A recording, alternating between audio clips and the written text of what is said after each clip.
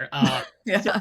yeah, let's talk about real cash ROI impact, right? So, what in terms of time saved, money collected, what does that look like before and after?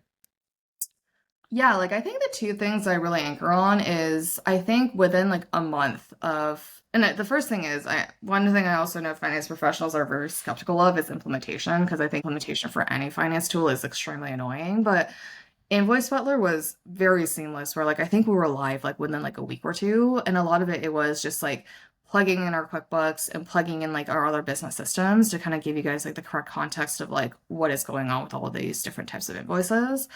And then like I think with after that first 2 week implementation, it was just a go. Where like I think within the first month, like the immediate revenue impacts are obviously on like actual cash, where I think we collected probably like around $500,000 already in the first half, but basically were previously uncollected invoices.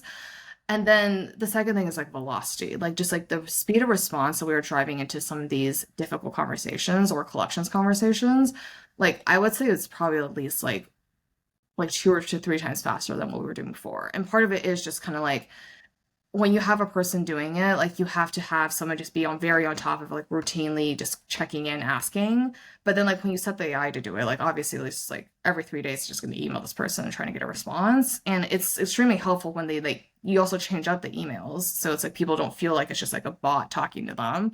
And it's almost just like driving to those like some of those uncomfortable questions even faster, where like some customers like previously like who weren't engaging with us are finally coming back and being like, hey, actually like I disagree with some of the amounts on the invoice, or like, hey, we actually talked about this other contractual thing during like our customer service period, whatever.